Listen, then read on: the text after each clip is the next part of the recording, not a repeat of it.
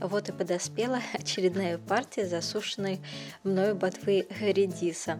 Как сушить ботву, линк будет в конце этого видео на подробное видео, как это делать. Итак, нам потребуется сушеная ботва редиса 400 грамм, но уже в отваренном виде. И сейчас я показываю, как ее обрабатывать после засушки. Сначала, конечно же, мы снимаем ниточки, на которых она была подвешена, и затем мы должны ее помыть в холодной воде. Затем положите ботву в горячую воду на 25 минут. Полностью целиком погружаем ее в воду. Затем эту воду, в которой была ботва, мы сливаем. И заливаем новую холодную воду, так, чтобы покрывало все содержимое. И кипятим под крышкой 20 минут с момента закипания.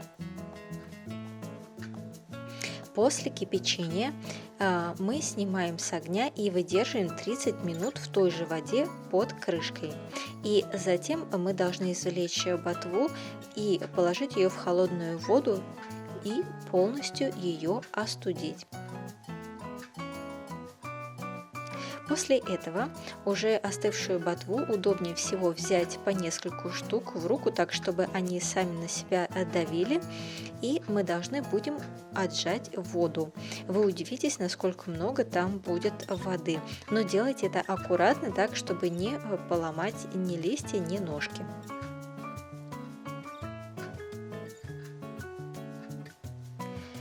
Теперь объясню следующий момент. Если вы используете ботву от дайкон редьки, то нужно снимать тонкую пленочку, которая будет на стеблях.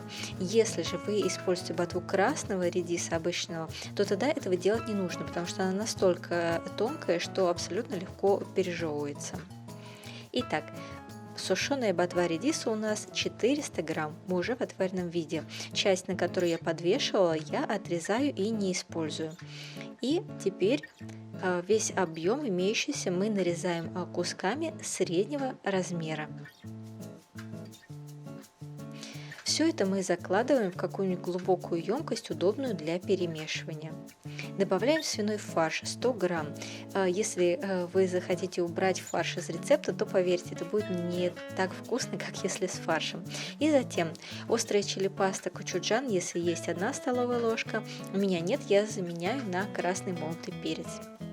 Затем молотый чеснок в объеме 30 грамм. И зеленый лук 30 грамм, мелко нарезанный. Также зеленый и красный перец чили 30 грамм, мелко нарезанные.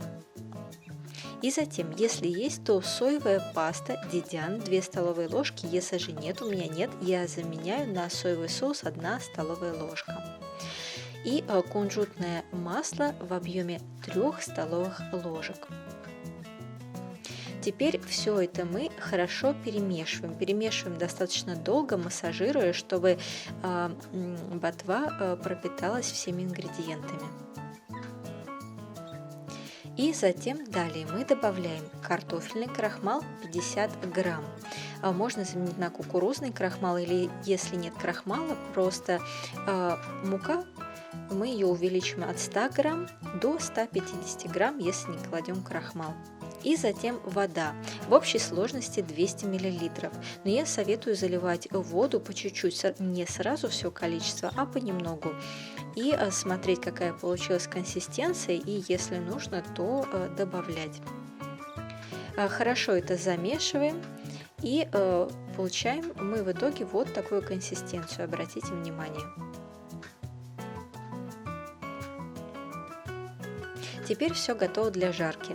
Берем растительное масло или оливковое масло и нагреваем на сковороде. Распределяем масло равномерно и на нагретую сковороду с нагретым маслом, потому что если масло будет не нагретое, то тогда просто-напросто вот эта блинная масса, она все в себя впитает масло, а это нам совершенно не нужно, поэтому масло должно быть нагретое.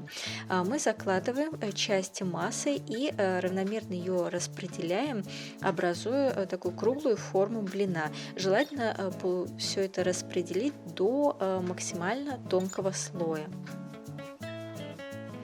И можно сразу, пока нижняя часть поджаривается, сверху сделать какой-нибудь топпинг, например, красный перец чили.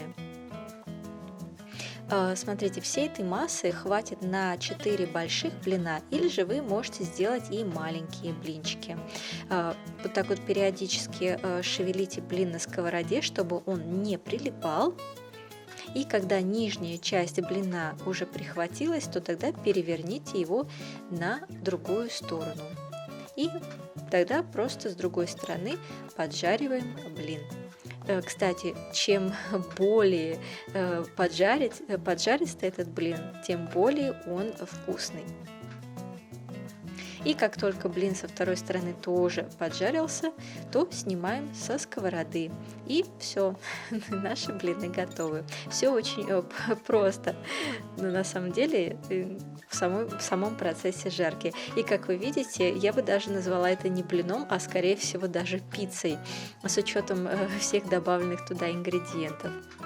Можно это подать либо целиком на стол в виде блина, либо сразу же нарезать. Я это делаю ножницами вот таким вот образом. Кстати, никакой диппинг-соус к этому блину не нужен, потому что он уже и так по себе насыщен и богат вкусом.